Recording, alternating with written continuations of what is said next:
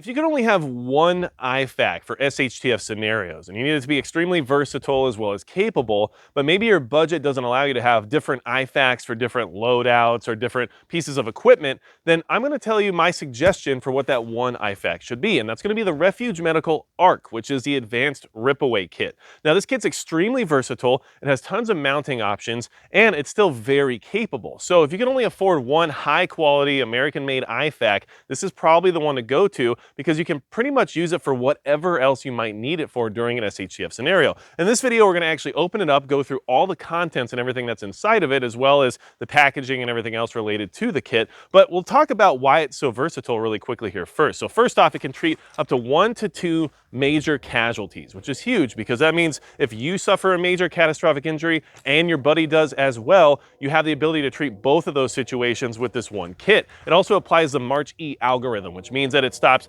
bleeding, addresses airway issues, improves circulation, deals with head injuries, and everything else you might encounter during an SHTF scenario.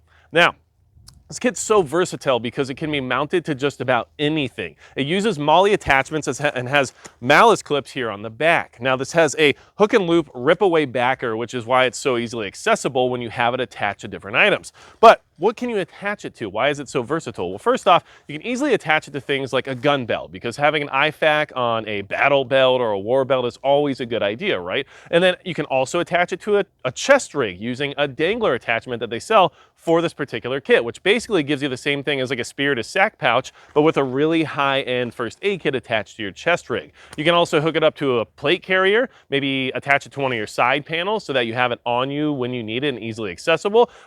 Put it on a backpack. That way it's on your bug out bag or your get home bag, and you can easily have high quality first aid with you. But it also comes with a couple of straps, which is really nice because you can then hook it onto the back of your headrest, so you can have it in your vehicle and have it accessible for whenever you're in your vehicle or nearby it. And you can also use those same straps to basically strap it to anything that's static. So you could hook it up to a 4x4 in your barn, you could strap it to the side of your tractor, do whatever you want. But at the end of the day, you could use this one first aid kit and use it to move between all those different platforms and still only have to pay for one kit, which is really nice and really versatile. So like I said, if you want to put on your belt one day and then move it up to your plate carrier the next, no big deal, right? Now, let's go ahead and open this up and I'll show you all the contents that are inside just so you have an idea about it. And if you're interested in a kit like this and you really can only maybe afford one high quality IFAK, I mean, honestly, you really can't go wrong with the ARK. And refugemedical.com is where they sell these. I have links down below in the description. And if you use the code MAGIC, you actually get 10% off of it. So that should help you out quite a bit. And no, they don't pay me to sell their products, or I don't get affiliate commissions or any of that kind of stuff. I just support Refuge Medical. I like what they do over there. This is from Bear Independent. If you don't know his YouTube channel, I'll link it up over here. And they also run a really good charity called Grindstone Ministries, where they actually get out boots on the ground and help people recover from disasters. So please check them out, and I'll go ahead and open this up for you and we'll talk about all the contents that are inside. All right, so here's the ARK kit itself. Now the pouch is made by Sojourn Gear, and everything I've gotten from them has been good to go.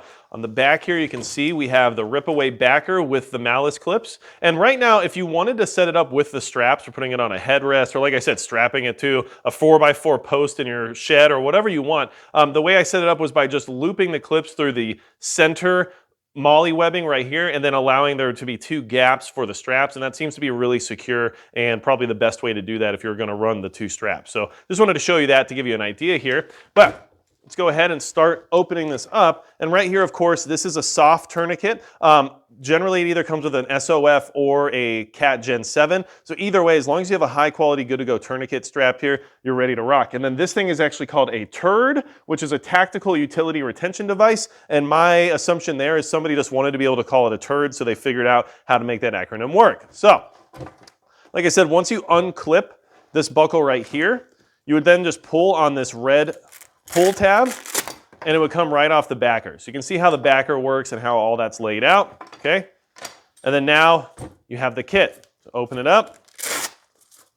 All right, so first things first, we've got some shears right here. These are NAR 7¼ inch shears, so good to go when it comes to being able to cut clothing off of somebody and get to a catastrophic wound so you can properly treat it. So definitely a good thing to have.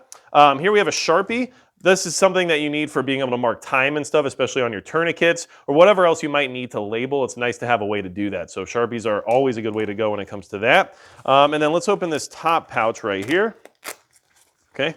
And everything is really tightly packed. That's why this could possibly work as like a small of the back first aid kit on a battle belt or something like that, because it is relatively thin, not as thin as their actual small of the back kit that they sell, but still thin enough to make it work and very, very tightly packed, okay?